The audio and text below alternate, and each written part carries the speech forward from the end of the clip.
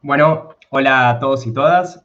Es un gusto para mí poder estar presentando este panel de tecnología, en donde vamos a buscar indagar y entender cuál es el impacto y qué oportunidades existen con tres tecnologías que hoy en día están en la boca de todos, que tienen mucho presente, pero también tienen mucho futuro, y que para entender el impacto de estas tecnologías, que son inteligencia artificial, es la Web3 y la realidad virtual, vamos a invitar a tres grandes panelistas que ahora van a ir ingresando. Bienvenido, Cristian. Bienvenida ahí, Melanie. Y bienvenido, Diego. ¿Cómo están? ¿Cómo ven esta tarde? ¿Cómo les trae?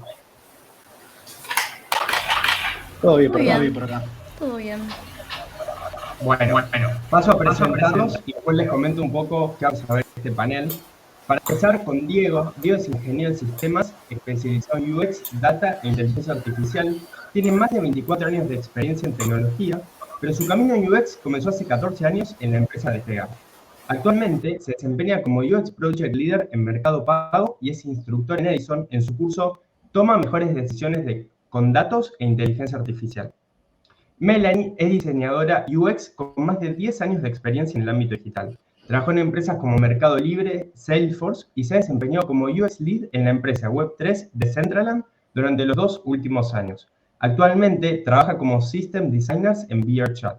Ella disfruta de desafiarse y adentrarse en nuevos campos del diseño, buscando aprender y experimentar constantemente. Por último, Cristian es curador de arte, docente y tecnólogo especializado en arte y cultura digital. Tiene más de 15 años de trayectoria en el campo y ha realizado investigaciones en diversos formatos sobre arte digital argentino. Y por otro lado, desde 2015 dirige el proyecto independiente Más Code Cultura Digital. De esta plataforma ha desarrollado festivales, workshops y exhibiciones con artistas de todo el mundo. Ha colaborado con instituciones públicas y privadas, locales e internacionales, en proyectos específicos en arte digital, realidad virtual y Web3. Así que, como pueden ver, tres personas con mucha experiencia en los campos, tanto en inteligencia artificial como Web3 y realidad virtual.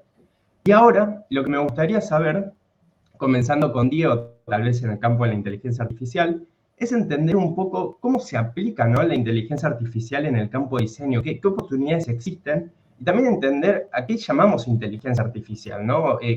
Porque tal vez hablamos mucho de estos temas y nos cuesta traerlo a algo práctico, ¿no? O algo concreto. Entonces te cedo, Diego, la palabra Dale, para poder buenísimo. comenzar con este tema. Vamos a compartir. ¿Me confirmás si se ve? ¿Estamos ok?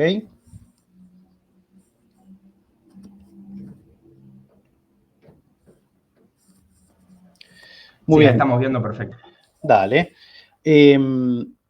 Ahí para charlar un poco sobre lo que es la inteligencia artificial, quería traer una cita de Arthur Samuels, que es uno de los padres, ¿no?, de la inteligencia artificial, como para que vayamos ahí charlando un poco de qué es la inteligencia artificial, ¿no? Porque es algo que se habla mucho, se expone en diferentes lugares y la idea era darle un concepto, ¿no?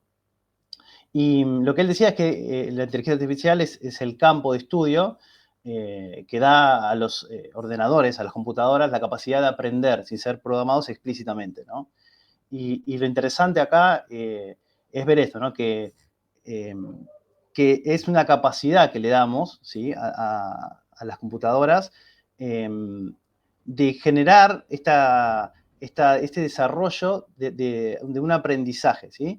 Esto lo que nos facilita a nosotros es poder alimentar un modelo de inteligencia artificial e ir modificándolo, ¿sí? No tener que explícitamente, cada vez que sale un nuevo ejemplo o que sale una nueva modificación del modelo, estar programando, ¿sí? Lo hacemos de forma mucho más sencilla. Entonces, otro tema que quería traer era el tema de cuáles son las razones, ¿no?, que está detrás del auge. Los últimos tres años, la inteligencia artificial creció exponencialmente y y la inteligencia artificial no es algo nuevo, ¿sí? ¿No? Como hablamos recién, es algo que viene de los años 50. Pero hay 4 razones que hicieron de que la inteligencia artificial cobre este nuevo auge, este nuevo impulso que está aplicando a las nuevas tecnologías. El primero que quería traer tiene que ver con las mejoras de hardware. Hoy día es muy fácil y muy barato acceder a tecnologías que antaño eran carísimas o no existían, ¿sí? Entonces hubo una mejora exponencial de lo que tiene que ver con los nuevos hardware. Después tenemos una disponibilidad infinita de acceso a datos. Y hoy tenemos datos por cualquier lado, podemos acceder por cualquier lado a gran cantidad de datos, sea por base de datos, sea por API o por automatizaciones. Podemos acceder de forma sumamente sencilla y poder jugar con estos datos y encontrar diferentes valores a estos datos. El tercer de los puntos que quería traer era el avance que tienen los algoritmos de aprendizaje automático, ¿sí? Los últimos 5 años se ha generado una cantidad espectacular de diferentes algoritmos que ayudan a diferentes tareas. Entonces, eso hizo que lo que tenga que ver con la inteligencia artificial crezca un montón y se puedan generar diferentes tipos de modelos. Y por último, y no por esto menos importante, hoy día el acceso a lo que tiene que ver con la inteligencia artificial es sumamente sencillo, ¿sí? Antes, para acceder a algún tipo de inteligencia artificial, lo teníamos que hacer por código o lo teníamos que saber programar en algún lenguaje como Python. Hoy día podemos acceder a modelos sumamente grandes con el simple hecho de generar un prompt, ¿sí? La empresa que generó el ChatGPT, lo que hizo no solamente es que nosotros tengamos mucha información, sino accederlo de forma mucho más sencilla, solamente generando un prompt. Y hoy en día podemos acceder no solamente por medio de un prompt, sino también podemos acceder a la información directamente pidiéndole cosas, ¿sí? Por medio de voz. Y hablando un poco y haciendo referencia a lo que tiene que ver con la experiencia de usuario, también es una disciplina que está inmersa o que es ayudada por la inteligencia artificial. Entonces, traje acá 5 puntos que está bueno que tengamos en cuenta para ver la influencia que nos puede ayudar la inteligencia artificial en nuestra generación de experiencia de usuarios. Y el primero es, por ejemplo, encontrar mejores insights, ¿no? Hoy día, como decía antes, tenemos un montón de información, tenemos un montón de acceso a información de forma mucho más fácil, y con esto lo que podemos hacer es descubrir nuevas tendencias, podemos descubrir patrones de nuestros usuarios, podemos analizar el comportamiento de nuestros usuarios dentro de nuestros aplicativos y generar algunas acciones, ¿no? sobre eso.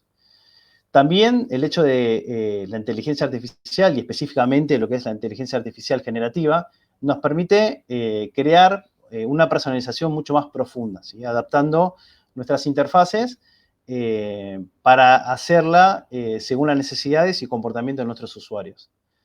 El tercer punto, también podemos ahí un poco traer lo que tiene que ver con el diseño inclusivo y más accesible. Por medio de la inteligencia artificial podemos generar interfaces que sean adaptativas, ¿sí? Que se adapten, como decíamos antes, a lo que necesita el usuario final. Después tenemos lo que es el soporte personalizado. Hoy día casi todas las empresas tienen modelos de chatbot o asistentes virtuales que están impulsados o que tienen como motor lo que es la inteligencia artificial, y lo que genera que puedan ayudar de forma mucho más personalizada y mucho más eficiente cuando el usuario necesita ayuda, ¿sí? Y por último, tenemos el tema de la validación de diseños, que lo podemos hacer de forma anterior a la implementación, ¿sí? Como decíamos antes, como tenemos gran cantidad de datos, podemos simular, podemos pronosticar, generar pronósticos de qué es lo que haría el usuario cuando interactúa contra nuestros diseños, ¿no? De forma temprana podemos saber qué le sucedería al usuario cuando interactúa contra nuestra interfaz, ¿no? Así que estos eran algunos puntos, algunas cositas que me parecían relevantes traer a la charla y nada, les paso a los demás chicos. Buenísimo. Vamos a ver con Melanie y Web3. Dale, a ver, voy a compartir. Avísenme si ya están viendo. ¿Ya están viendo mi pantalla? Bien, me parece que sí. Bueno, voy a arrancar primero definiendo un poco qué es Web3, ¿no? Bueno, Web3 es un nuevo paradigma que representa un cambio bastante revolucionario en cómo interactuamos con la web y que se basa en la tecnología de blockchain. Promueve una web más abierta, más segura y transparente a través de la descentralización, la interoperabilidad y el concepto de propiedad y participación. No se preocupen que ahora voy a dar ejemplos. Primero, ¿qué es la blockchain? La blockchain básicamente es un sistema de registro público y descentralizado, es como una gran base de datos a la cual todos podemos acceder libremente y en cualquier momento. A diferencia de los sistemas centralizados, blockchain opera a través de nodos distribuidos en todo el mundo que verifican y procesan la información de forma colectiva, en red. Cada transacción que se valida se almacena en la blockchain de forma permanente e inmutable y de nuevo accesible para todos. Acá está bueno definir a veces Web3 en comparación a lo que había antes. Por ejemplo, en Web 1 nosotros podíamos acceder a contenido en línea, pero solo podíamos leerlo, consumirlo. Web 2 trae esta idea de poder crear contenido en la web, pero de nuevo, este contenido que creamos en la web no es nuestro. Queda almacenado en los servidores de, no sé, Facebook, Instagram, y lo que hacen ellos con nuestros datos es totalmente opaco para nosotros. Web3 trae esta idea de nosotros no solo somos consumidores, no solo somos creadores de contenido, sino que somos propietarios de ese contenido. ¿Qué significa esto? Que este contenido ya no se va a buscar a cada servidor particular de cada empresa, sino que este contenido está en la blockchain y todos podemos acceder a la blockchain por igual. Esto nos libera de intermediarios, pero a la vez hace que las transacciones y todo lo que pasa en la blockchain sea sumamente transparente para cualquiera. Todos podemos saber qué pasa y cómo se opera en la blockchain.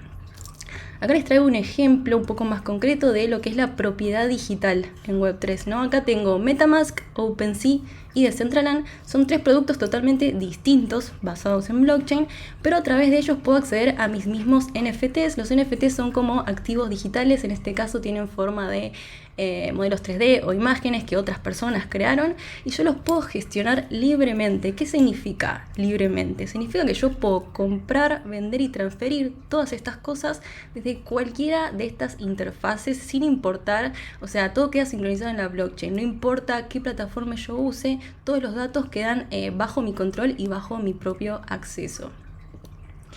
Acá les traigo un ejemplo de lo que es la interoperabilidad. Yo, a través de un único NFT que está guardado en mi billetera digital, puedo acceder automáticamente a un mismo tipo de lo que se llama avatar, ¿no? De esta expresión, en distintos mundos virtuales sin realmente tener que haber comprado nada extra en cada mundo virtual. Lo que yo poseo en blockchain puede ser usado y reconocido de forma universal sin restricciones de uso, digamos, a una plataforma en específico. Así que lo puedo trasladar y justamente operar indistintamente en distintos lugares y, bueno, en este caso mundos virtuales. Les traigo un ejemplo de una propuesta de lo que se llama DAO de Decentraland. La DAO es un mecanismo a través del cual hoy las comunidades pueden influenciar, proponer y votar cambios en las plataformas Web3. Acá, por ejemplo, estábamos votando cuánto debería costar publicar en el marketplace de Decentraland. Para que se den una idea, es como si nosotros como usuarios de Mercado Libre podamos decidir cuánto nos cuesta transferir y transaccionar en la plataforma de Mercado Libre. Acá también, bueno, esto es el caso más emblemático, ¿no? de blockchain, cómo Web3 elimina totalmente las fronteras a nivel transacciones. Se pueden transferir activos, NFTs o criptomonedas de manera totalmente directa desde cualquier lado del mundo y en cualquier momento. Esto nos da una libertad total de intercambio sin intermediarios, y lo cual es especialmente relevante en este contexto, ¿no? De globalización y también este contexto en el que el trabajo remoto cada vez está como más presente a la hora de cómo trabajamos. Esta slide la traje para que vean que Web3 es mucho más que lo que hay en finanzas. Web3 puede ser muy versátil.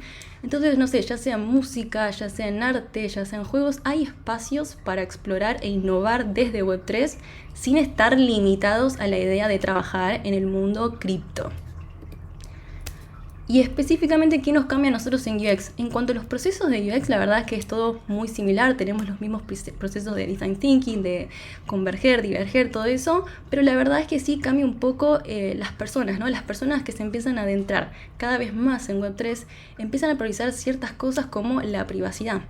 Valoran mucho el anonimato, valoran mucho esto de poder controlar sus datos, y eso hay que respetarlo, especialmente desde el research, hay que tener en cuenta esto. También son usuarios que son mucho más activos, tienen no solo mecanismos de gobernanza como vimos en la DAO, sino que también tienen más acceso a la información. Es decir, esto de que esté todo en la blockchain también permite que cualquier persona, cualquier usuario pueda entender qué está pasando en las plataformas Web3.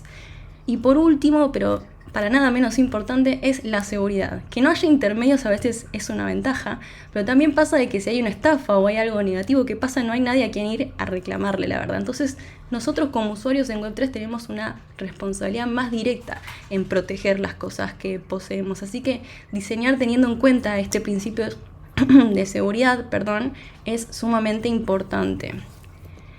Y nada, por último, quería traerles esto de qué desafíos tenemos, ¿no? Hay desafíos que son inherentes a lo que es Web3, y es, por ejemplo, la tecnología de blockchain funciona de determinada manera, los procesos son estructuralmente más lentos y más complejos, pero también porque tienen como principio esto de la descentralización, ¿no? Bueno, estas limitaciones, si se quiere, que tenemos desde la experiencia, implican nuevos patrones de interacción, nuevos modelos mentales también, que tenemos que introducir muy de a poco, ¿no? De forma progresiva, especialmente a las personas que vienen transicionando a este nuevo paradigma.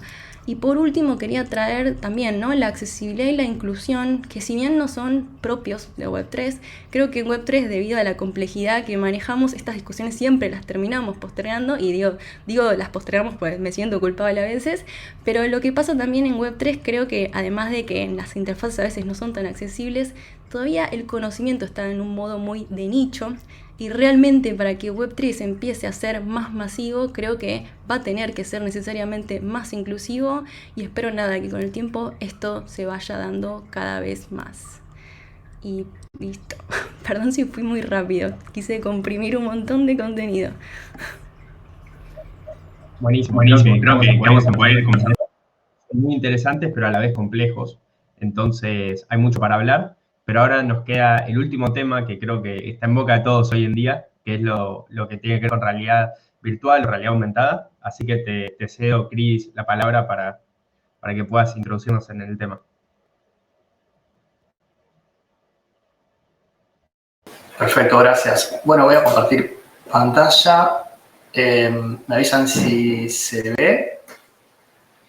Y arranco. Bueno, arranco desde esta línea donde tenemos como de izquierda a derecha dos extremos dentro de esta lógica que tiene que ver con el problema de la realidad, qué es la realidad y qué es lo virtual. Pero para no meternos en un campo que requeriría un poco de filosofía y otros tiempos para la charla, me enfoco en un aspecto más bien técnico que tiene que ver con esta línea, que es una definición que se hizo en los 80, donde empezaba a haber cada vez más dispositivos que generaban contenidos virtuales o aumentados. Entonces, de alguna manera tenemos esta línea que es como una rectora que todavía sigue siendo útil a la hora de investigar sobre las realidades, y esta lógica de la realidad mixta, que es también otra de las palabras junto con realidad aumentada o realidad extendida, que es como el conjunto de disciplinas que investigan estos cruces entre lo real y lo virtual, donde el entorno real que tenemos en un extremo es lo que nosotros estamos muy acostumbrados a conocer en la vida real. Es mi casa, es el jardín, es la plaza, es la ciudad. Y por otro lado, el entorno virtual, donde eso es algo totalmente sintético, creado, diseñado. Y en el medio están estos cruces donde podemos entender cómo con una aplicación de teléfono me permite ver con mi cámara algo que está por detrás, que es real, con información agregada, aumentada. Entonces están estos cruces, y esta es una línea que a veces ayuda a entender y discriminar cómo son los contenidos que se crean. Para mostrar algo más sencillo en relación a estos mundos virtuales y para entender por qué algo como un videojuego por ahí tiene algunas similitudes, pero que no son las mismas a obtener un contenido en un dispositivo. Esto es un típico caso de un juego en el que estamos viendo un error, como alguien programó algo, diseñó algo que no está siendo coherente con lo que está pasando, con lo que espero. En ese momento a veces se quiebra la ilusión de que está en un mundo real, virtual, y se me rompió una regla del mundo que yo conozco, que yo te puedo estar caminando sobre un suelo y no me caigo. O típico juego glitch de los videojuegos también de deportes, donde hay situaciones que generan una extrañeza. Entonces, en estos dos casos, donde ese mundo diseñado, programado, no cumple algunas reglas que nosotros esperamos como del mundo real. Entonces, hay estas dos situaciones de un extremo y otro, donde por un lado el mundo real es un mundo modelado, donde tenemos el modelo es este concepto donde todos los elementos en sí tienen relación, son consistentes entre ellos, y cuando estoy viendo un contenido o viviendo un contenido, todo tiene coherencia entre sí, a errores o situaciones de glitch, donde hay algo que se corre de esta lógica y no cumple con la regla que esperaba. Entonces, por un lado, esto que les decía, los objetos entienden dónde están, cuál es su comportamiento, los usuarios pueden entender qué es lo que va a pasar. Y por el otro lado, cuando no está modelado, y esto genera extrañezas. Esto es lo que les contaba, donde puedo ver un contenido y que se le agrega información, y de alguna manera ese contenido que se agrega entiende qué está pasando, entiende que es ese tipo de, en este caso, un motor, y me agrega información. En este otro caso entiende que hay una serie de estructuras metálicas y me puede dar una ayuda de dar la dimensión, la distancia entre elementos. Entonces se genera como la coincidencia entre lo que es el mundo real y la capa de información que se agrega.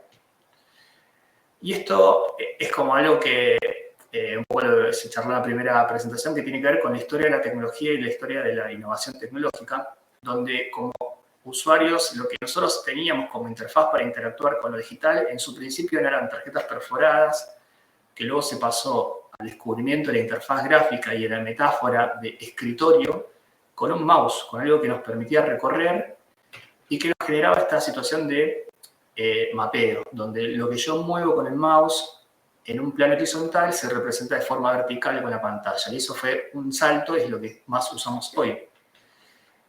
Y el cambio que genera esta tecnología es que ahora todo eso se rompe, se agrega algo distinto en donde nosotros podemos interactuar con nuestro propio cuerpo, eliminando los mapeos. Ya no es un objeto como la tablet o el mouse que convierte ese movimiento en algo útil para la pantalla, sino que ahora el cuerpo coincide con los contenidos que estamos viendo.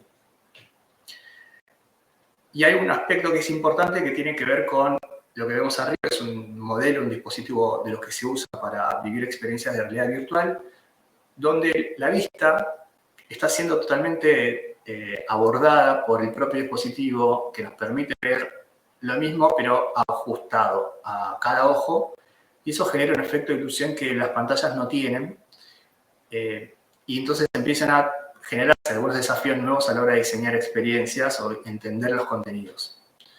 Donde teníamos este primer antecedente que era como más o menos lo mismo que vemos en un Oculus o cualquier dispositivo de realidad virtual, como una imagen para cada ojo y que nuestro ojo, los dos ojos lo componen, digamos, en nuestro sistema de perceptivo, lo componen como una cosa sola y genera profundidad. Luego otros avances donde ya empezaron a involucrarse otros sentidos, en este caso es un dispositivo muy experimental, en los 60 donde se podía también sentir olores, escuchar, también había viento, como que ya otros sentidos empezaban a incorporarse. En este caso era la primera versión de un dispositivo similar a los de ahora, donde ya el cuerpo podía moverse con más de un sentido involucrado en esta realidad virtual. Entonces acá, para conceptualizar una diferencia que hay, me pareció interesante al menos proponer en torno a cómo son estas realidades virtuales en relación a lo que por ahí nosotros vemos, como el caso contaba Melanie, que tenía que ver con la Decentraland como un mundo virtual o los mundos virtuales, que es una confusión que suele haber, donde la realidad virtual tiene por necesidad un dispositivo que nos provoca una interacción con unas imágenes y unos sonidos, y que ese dispositivo también entiende la altura, el movimiento que hago con mi cabeza, donde estoy mirando, y con unos controles que me permiten interactuar. Pero en esos casos la gran mayoría de esas experiencias son individuales, y en muchos casos están siendo guionados. Hay un conjunto de reglas de cosas que yo puedo hacer, pero difícilmente yo puedo estar creando en esas experiencias algo nuevo, a menos que sean un contenido de una herramienta, de pintar, dibujar o crear o hacer diseños 3D.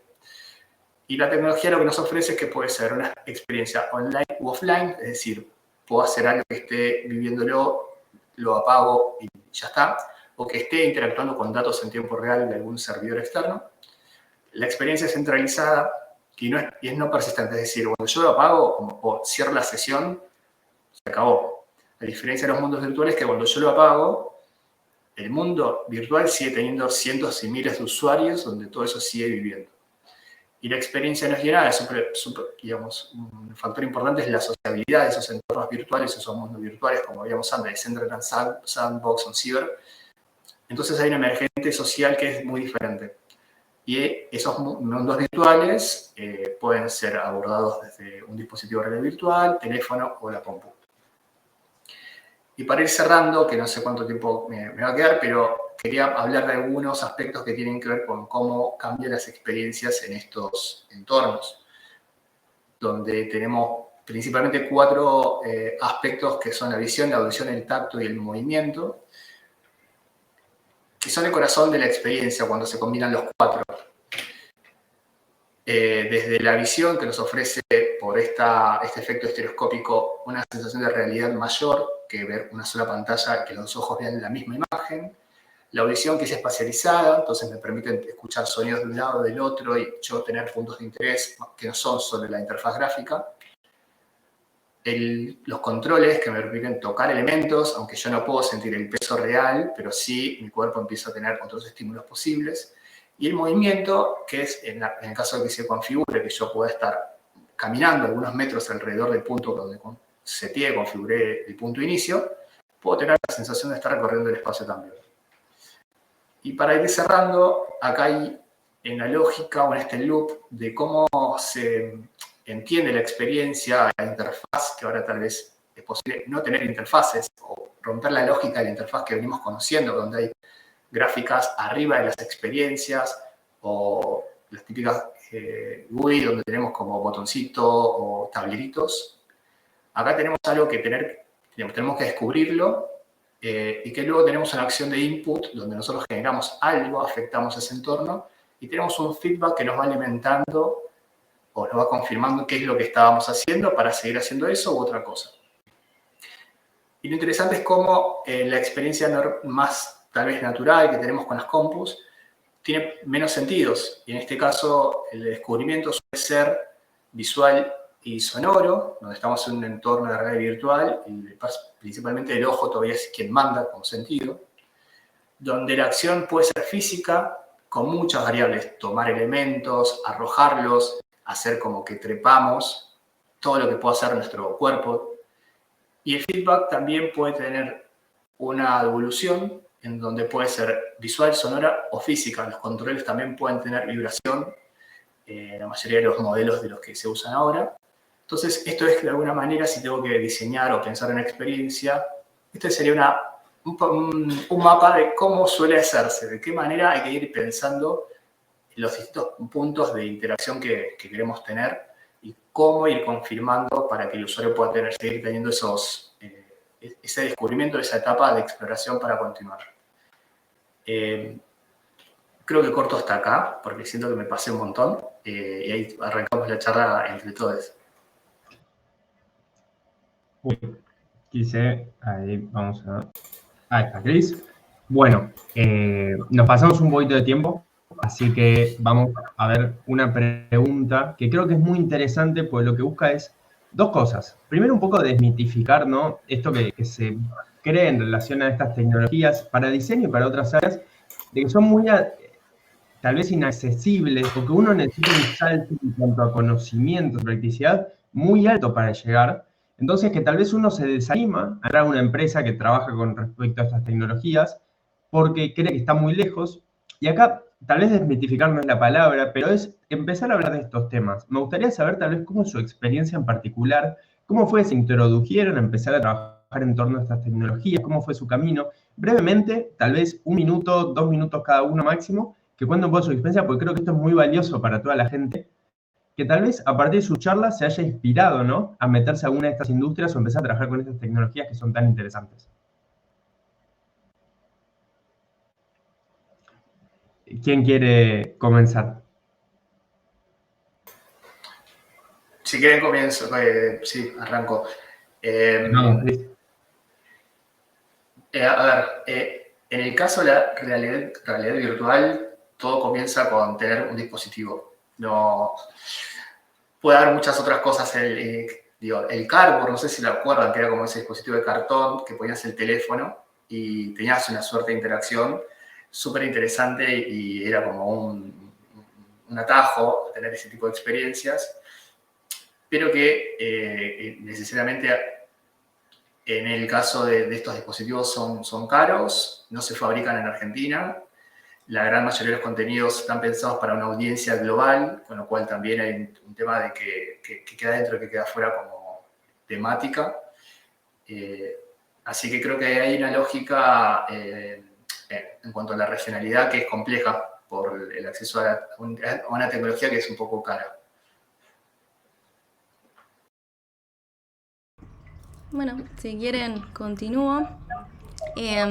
Sí, creo que en VR en particular hay una restricción que es del hardware, eso es cierto. En mi caso particular, yo transicioné de una empresa como Salesforce a Decentraland sin saber nada de Web3, pero sí lo que sucedió es que me interesaba realmente cómo era este mundo. Y la verdad es que me refirió un compañero, un amigo a Decentraland, pero bueno, al principio fue como, no me voy a mandar acá porque claramente no voy a quedar, no entiendo nada de Web3, no me van a seleccionar, pero bueno, hubo una parte que dijo, che, me mando, vemos qué pasa, y también un poco de capitalizar que más allá que no sabía nada de Web3, sí siento que la experiencia que tengo en UX la puedo trasladar, ¿no? Mediante analogías, mediante un montón de procesos que se pueden abstraer del conocimiento específico. Entonces confiaba en que iba a poder, uno, aprender sobre Web3 y dos, poder aplicar correctamente los procesos de experiencia de usuario que ya sabemos cómo funcionan. Así que en mi caso es mandarse, total el no, ya lo tenés. Y también hacer mucho énfasis en esto de que a uno le interese de verdad, ¿no? Que no vayamos solo porque está de moda, sino porque hay algo en esa tecnología que realmente resonó con algo que nos gustaría hacer.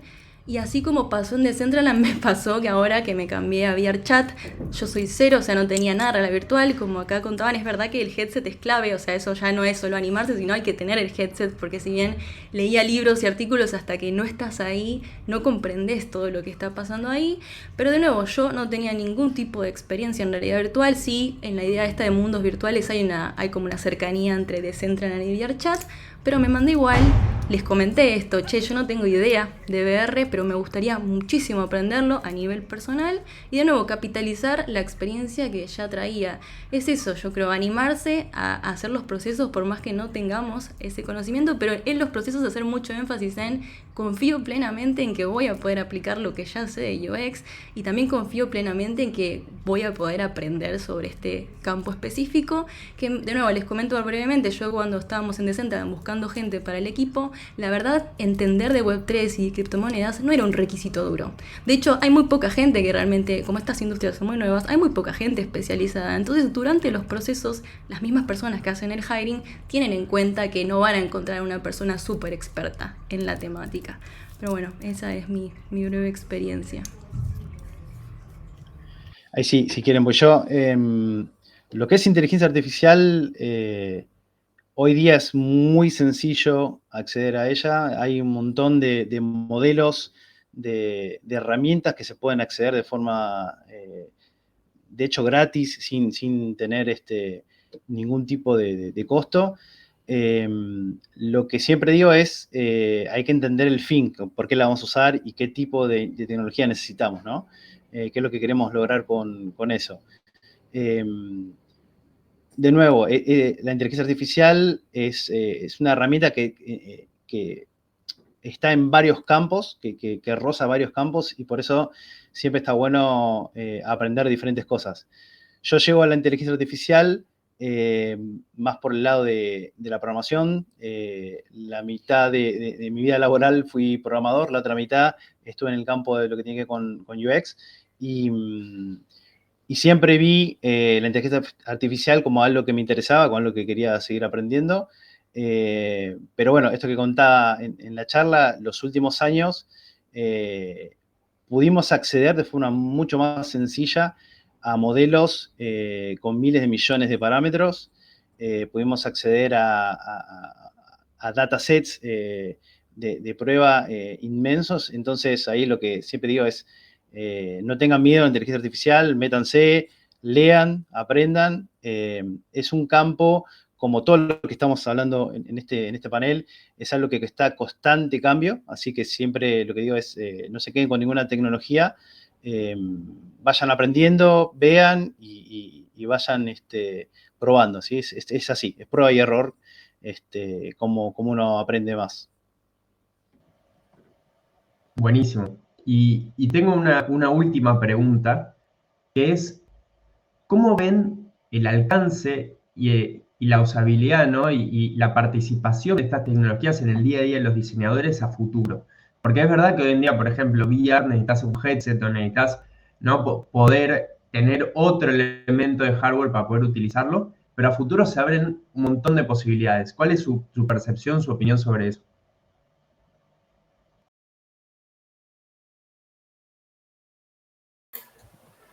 Ya arranco una vez. Ahora paso la pelota. Bueno, voy yo. A ver, lo que tiene que ver con inteligencia artificial aplicada a UX, hoy día está en muchísimos campos. Desde extensiones de Figma que nos ayudan a comprender con mapas de calor dónde el usuario podría cliquear, hasta pequeños algoritmos que nos ayudan a predecir el comportamiento de los usuarios. La aplicación, en lo que tiene que ver con el campo específico de inteligencia artificial y UX, es inmenso, ¿sí? No solamente desde el momento de validación, sino también pasando por el tema de creación, generación de contenido, generación de o validaciones en tiempo real de diferentes interfaces que sean generadas de forma automática. Lo que tiene que ver con la inteligencia artificial es un campo que está recién empezando, recién metiéndose en lo que es UX, así que nada, se puede utilizar para muchas cosas, ¿no?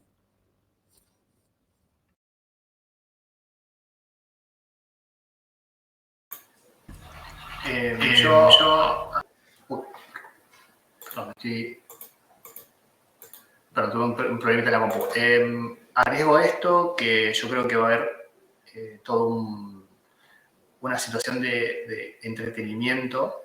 Digo, mucho de lo que estamos viendo en las aplicaciones de realidad virtual, si bien, por un lado, potenciado por la experiencia de trabajo remoto que mencionaba Melanie antes, que es muy presente. Entonces, no te digo que muchas, pero hay empresas en las que también te facilitan un headset de realidad virtual para poder tener trabajo remoto, no de forma permanente porque puede ser cansador, puede ser incómodo, puede generar algún tipo de fatiga, pero sí para tener algunos momentos de una experiencia distinta y que cambie un montón la lógica de ver por Zoom o por Slack a tu compañero de trabajo, que por ahí un ratito a la semana de tener una experiencia diferente. En cuanto al entretenimiento que mencionaba, digamos, todos estamos viendo un momento de mega boom de las plataformas de streaming, cómo eso no va a estar siendo aprovechado en el futuro por este tipo de tecnologías. Entonces creo que algo se va a esperar desde ese lugar, donde hoy por ahí están más del lado de las empresas de desarrollo de tecnología, y por ahí las empresas de entretenimiento o de audiovisuales, yo creería que van a tener un abordaje acelerado sobre esto. Sí, bueno, sí, en Web3 lo que siento es que todavía sigue siendo un poco complejo, ¿no? Interactuar con las dApps, estas aplicaciones que están basadas en blockchain, pero que de a poco se van construyendo capas intermedias como puentes, ¿no? De ir de a poco ingresando en este mundo de la Web3. También esto del mito de que por ahí no sé, asocian blockchain, Web3, cripto scam y la gente tiene miedo ya de todo eso. Pero bueno, empezar a ver casos de uso como, no sé, Decentraland me parece interesante, ¿no? Cómo se aprovechan ciertas cosas de Web3. Por ahí, como mencionaba Chris, ¿no? En el ámbito del entretenimiento, en Decentraland pasan muchas fiestas, hay también una parte muy del arte, de los NFTs, de cómo los artistas hoy pueden capitalizar mejor su trabajo. Pensemos que antes de los NFTs, la verdad es que los ilustradores un montón de veces publicaban trabajos en Instagram, en lo que sea, pero no podían monetizarlo. Hoy a través de los NFTs la gente realmente está vendiendo y ganando plata de lo que le gusta hacer. Entonces creo que, como mencionaba en la slide esa que traje brevemente, hay que empezar a ver distintos casos de uso de Web3, no quedarse solo con la idea de cripto, sino empezar a ver desde otros lugares cómo empieza a ofrecer más valor Web3 en cómo interactuamos, ¿no? Hoy en día con la web y con los productos digitales que usamos. Pero sí, yo creo que va a ser de a poco, muy de a poco, pero vamos a llegar, yo creo, a un uso un poquito más masivo de Web3. Buenísimo, buenísimo. Bueno, entonces les agradezco mucho por traernos estos insights, por acercarnos a estas tecnologías que a veces parecen tan lejanas, y la verdad es muy bueno conocer gente que hoy en día se encuentre trabajando en torno a estas, desarrollando en torno a estas, y me quedo con dos conceptos claves, que es esta curiosidad y ganas de aprender, y de no, porque algo parece lejano o que tal vez no sabemos usar alguna herramienta de AI, de no dejarse estar, sino decir, bueno, vamos a salir a buscar qué hay, vamos a salir a preguntar, vamos a arriesgarnos y postular un trabajo que tal vez no tengo las cualidades para aplicar, pero que puede pasar mismo en el trabajo, no busquen esas cualidades porque saben que no existen en el mercado y que nosotros las vayamos a desarrollar en el futuro. Así que bueno, les agradezco mucho a los tres. Creo que se generó un muy lindo espacio y ahora pasamos a un pequeño intervalo antes del próximo panel. Le voy a dar ahora a Tommy, le voy a pasar el mando para hablar. Muchas gracias, chicos. Gracias a vos, nos vemos todos. Gracias.